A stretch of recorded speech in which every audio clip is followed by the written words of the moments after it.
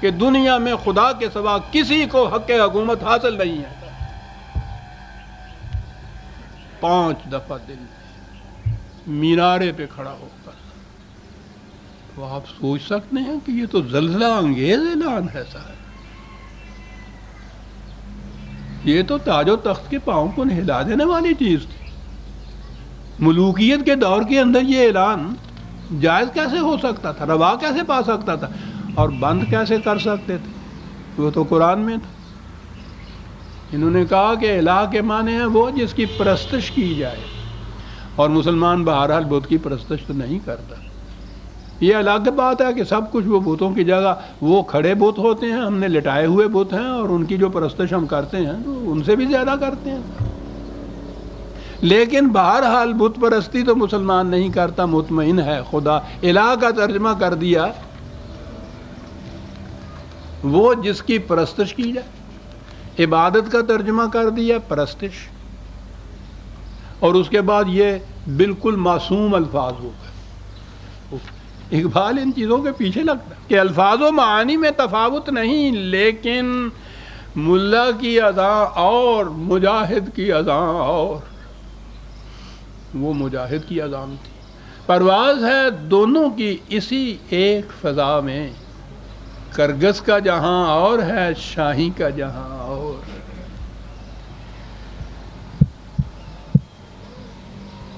دوسری جگہ اسی کو غور انداز میں بیان کرتا ہے کہ انداز بیاں گرچہ بہت شوخ نہیں ہے، شاید کہ تیرے دل میں اتر جائے میری بات، یا وسط افلاک میں تکبیر مسلسل، یا خاک کے آغوش میں تسبیح و مناجات. وہ مذہب مردان خود آگاہ و خدا مست، یہ مذہب ملا و جمادات و نباتات.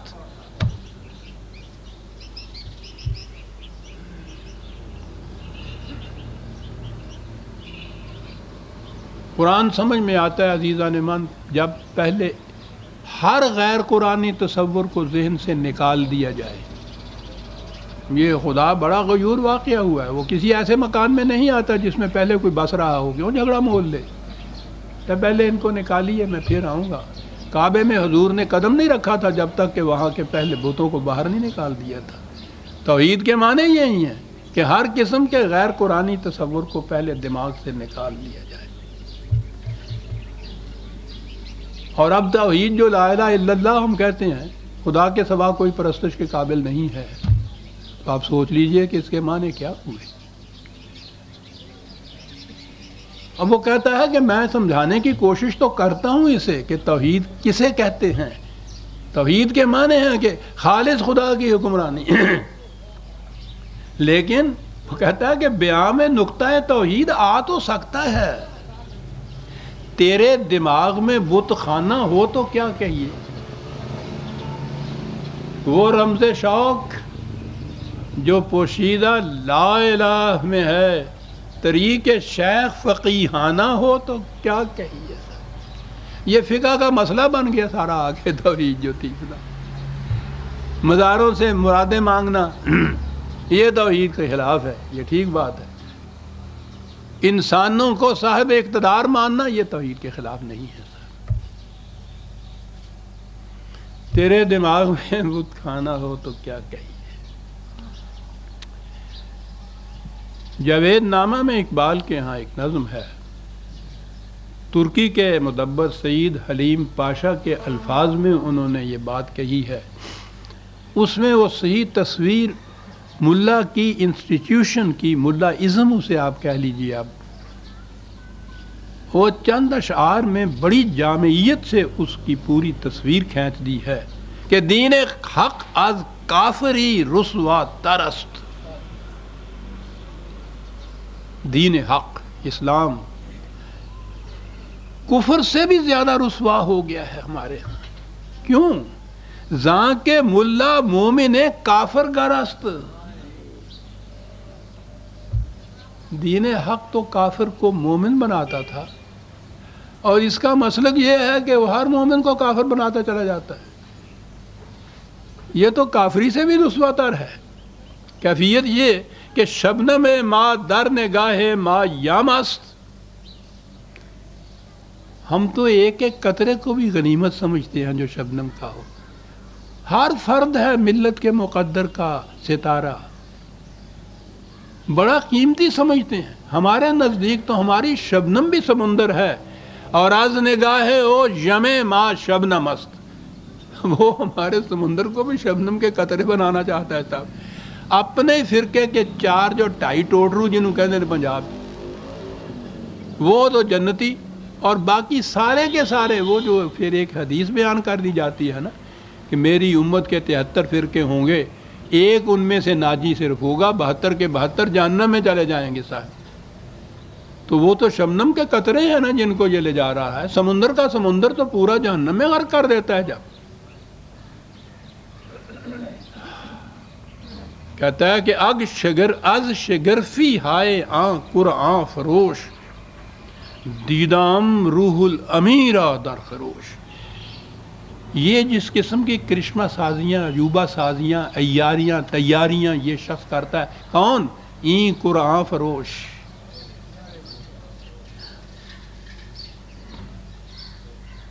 کہتا جو یہ کرتا ہے قرآن کے ساتھ، میں نے دیکھا ہے کہ جبریل بیچارہ تڑپتا پھڑکتا تلملاتا ہے کہ یہ کیا ہو رہا ہے. اس کی قرآن فروشی. شعر یاد آ گیا. کہتا ہے کہ یہی شیخ حرم ہے جو چرا کر بیچ کھاتا ہے. چرا کر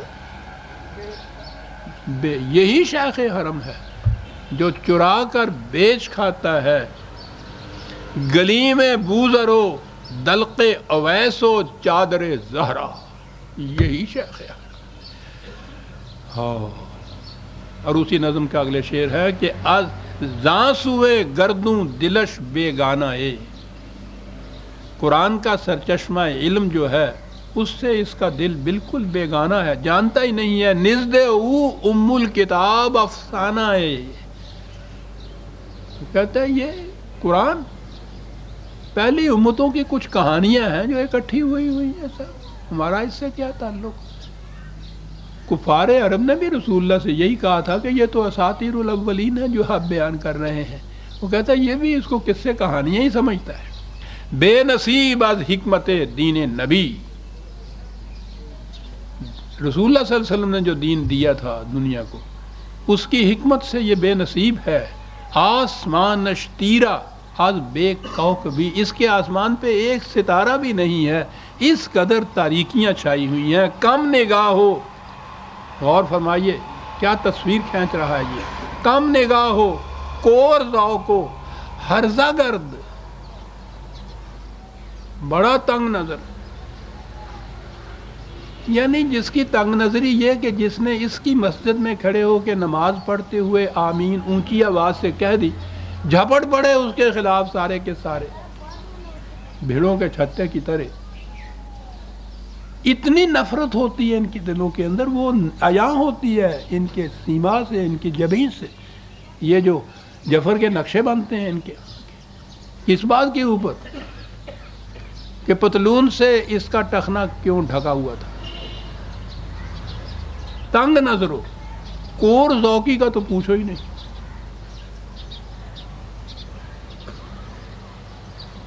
جناب شیخ سے میں کا جواز کیا پوچھیں کہ چاندنی کو بھی حضرت حرام کہتے ہیں.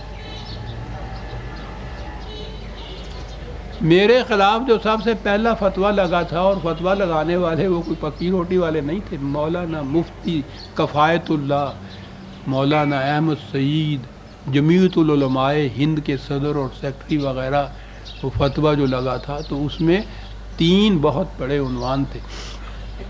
دلی سے باہر ایک مہرولی مقام ہے، وہاں بہت بڑا ایک خانقاہ بھی ہے، لیکن بہرحال وہ سبزہ ہے، باغات ہیں، بہت خوشمید لوگ وہاں پکنک کے لیے جاتے ہیں. تو اتوار کے دن چھٹی ہوتی تھی، ہم بھی جاتے تھے، 2-4 دوست تھے. کون کون سے لوگ تھے اس میں؟